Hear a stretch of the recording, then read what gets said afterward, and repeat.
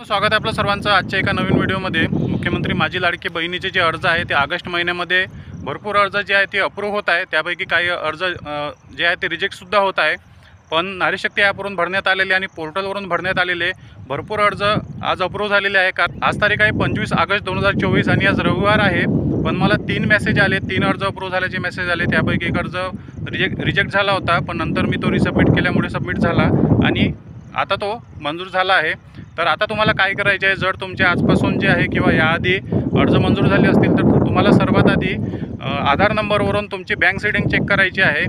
Bank setting check केल्यानंतर जर तुमची बँक सेटिंग ॲक्टिव्ह असेल तर तुम्हाला निवांत बसायचं आहे। पुढच्या महिन्यामध्ये तुम्हाला तुमच्या खात्यामध्ये 4500 रुपये जमा होणार आहे आणि या मधात जर काही सरकारने तारीख डिक्लेअर केली पैसे पाठवण्यासाठी तर तुम्हाला पैसे तुमच्या खात्यामध्ये येणार आहे। पण काही अर्जदारांचे, काही महिलांचे जर आधार सेटिंग इनॅक्टिव्ह असेल किंवा कोणत्याच बँकेला ते लिंक नसेल तर या ठिकाणी तुम्ही पाहू शकता, या ठिकाणी सांगितलेलं आहे की तुमचं आधार कार्ड सेटिंग असणे महत्त्वाचं आहे।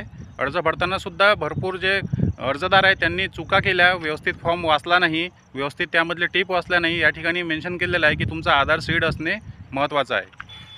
सर्वात आधी तुम्हाला आधारच्या वेबसाईटवर जायचं आहे। त्यामध्ये तुम्हाला बँक सेटिंग स्टेटसवर क्लिक करून तुम्हाला आधार नंबर आणि OTP टाकायचा आहे। OTP टाकल्यानंतर परत तुम्हाला तुमची ID ओपन होईल आणि त्यानंतर परत बँक सेटिंग स्टेटसवर क्लिक करून तुम्हाला या ठिकाणी अशा प्रकारे तुमचं बँक सेटिंग स्टेटस पाहता येते। आधार नंबर त्याचप्रमाणे तुमचं जे बँक ज्या ठिकाणी लिंक आहे ते दाखवलं जाईल। जर ॲक्टिव्ह असेल तर तुम्हाला निवांत बसायचं आहे आणि जर या ठिकाणी तुमचा कोणता डेटा दिसत नसेल किंवा दुसरी कोणती बँक लिंक असेल जी तुमची बंद आहे, तुम्ही कधीच उघडलेली नव्हती किंवा तुमच्याजवळ पासबुक नाही आहे किंवा त्या बँकचा तुमच्याजवळ रेकॉर्ड नाही आहे तर तुम्हाला शांत बसायची नाही। तुम्हाला सर्वात आधी पोस्ट ऑफिसमध्ये जायचं आहे आणि पोस्ट ऑफिसमध्ये जाऊन तुम्हाला IPPB म्हणजे इंडियन पोस्ट पेमेंट बँकचं अकाउंट काढायचं आहे। कारण तुम्ही जर तुमच्या असलेल्या बँकेमध्ये अर्ज दिला तर तो अर्ज सध्या सीडिंग होत नाही। भरपूर महिलांचे, भरपूर अर्जदारांचे, भरपूर बँक कस्टमरचे जे आहे ते सीडिंग सध्या पेंडिंग पडलेले आहे आणि सीडिंग जे आहे ते सध्या होत नाही, बंद आहे आणि भरपूर कस्टमर जे आहे ते ऑनलाईन सीडिंग करण्याचा सुद्धा प्रयत्न करत आहे पण त्यांचं होत नाही। बँकेमध्ये फेऱ्या मारून, चक्रा मारून थकले। पण मित्रांनो,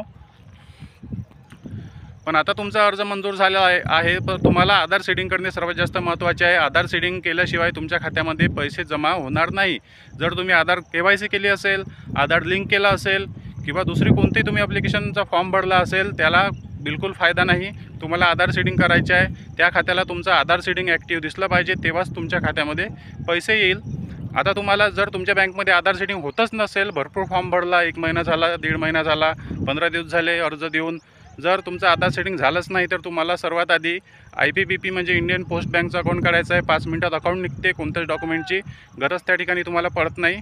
त्याचप्रमाणे एअरटेल पेमेंट बँकचं सुद्धा अकाउंट काढू शकता, त्यामध्ये सुद्धा त्वरित आधार सेटिंग करून मिळत आहे। ट्राय करून बघा, जर तुमच्यापैकी कोणाचं झालं तर कमेंट करा व्हिडिओवर, म्हणजे दुसऱ्याला सुद्धा मदत होईल। त्याचप्रमाणे बँक ऑफ बडोदाचं सुद्धा तुम्ही अकाउंट काढू शकता, कारण NPCI वरून ऑनलाईन आधार सेटिंगचं प्रोसेस त्या ठिकाणी दिलेली आहे, त्यामुळे ते पण होण्याचे 100% चान्सेस आहे। असे 3 ते 4 ऑप्शन सध्या तुमच्याजवळ आहे जर तुमच्याजवळ असलेले बँक आधार सेटिंग होत नसेल तर।